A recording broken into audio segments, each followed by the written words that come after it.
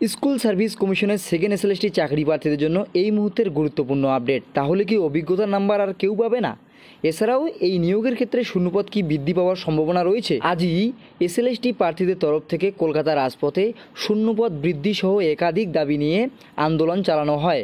সেক্ষেত্রে কমিশনের তরফ থেকে যা জানানো হয়েছে যে এই অভিজ্ঞতার নাম্বার যে রয়েছে, ফ্রেশার্সরা দাবি করছে যে অভিজ্ঞতা নাম্বার যদি দিতেই হয় তাহলে ইন্টারভিউয়ের পরবর্তীতে দেওয়া হোক, ইন্টারভিউয়ের আগে নয়। তবে এসএসসির চেয়ারম্যান আজ জানিয়েছেন যে এই এক্সপিরিয়েন্সের যে নাম্বার রয়েছে সেই এক্সপিরিয়েন্সের নাম্বার কিন্তু প্রত্যেক ইন সার্ভিস টিচাররাই পাবেন। শুধু 2016 যে সমস্ত চাকরি বাতিল হয়েছে তারা নয়, বরং কেভিএস যে টিচাররা রয়েছে তারাও কিন্তু এই এক্সপিরিয়েন্সের নাম্বার পাবে। কাজেই বিরাট বড় ধাক্কা কিন্তু নতুন চাকরি প্রার্থীদের। এছাড়াও শূন্যপদ বৃদ্ধি নিয়ে গতদিন কমিশনের চেয়ারম্যান জানিয়েছিলেন যে রাজ্যকে চাপে ফেলালে শূন্যপদ বাড়লেও বাড়তে পারে। তবে কমিশন আজ যা জানাচ্ছেন যে শূন্যপদ কিন্তু কোনোভাবেই আর বৃদ্ধি করা হবে না, অর্থাৎ 35,726টি শূন্যপদেই নিয়োগ করতে চলেছে স্কুল সার্ভিস কমিশন।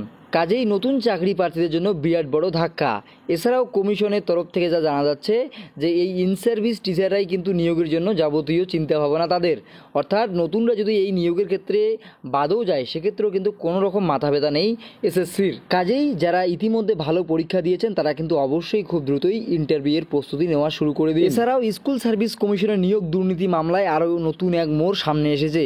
সুপ্রিম কোর্টে এবার 26,000 চাকরি বাতিল সংক্রান্ত রায়ের বিরুদ্ধে জনস্বার্থ মামলা দায়ের করেছেন এক চাকরি প্রার্থী।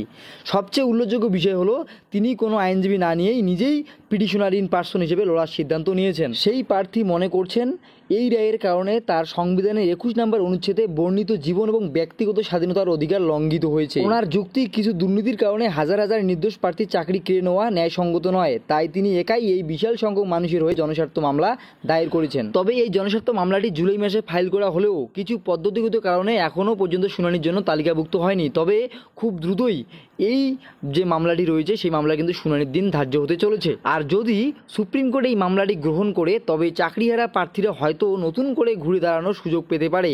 তাই সবার চোখ এখন সুপ্রিম কোর্টের দিকে এবং আদালত এই মামলায় কী রায় দেয়। তো সেক্ষেত্রে এই মামলার ফলে নতুন করে কি এই 26,000-এর মধ্যে যোগ্য শিক্ষকদের চাকরি ফিরে পাওয়ার সম্ভাবনা রয়েছে? আপনাদের কি মনে হয়? আপনাদের মতামত অবশ্যই কমেন্ট সেকশনে কমেন্ট করে জানাবেন। ভিডিওটি ইনফরমেটিভ মনে হলে লাইক করে শেয়ার করে সবাইকে জানিয়ে দেবেন। ধন্যবাদ।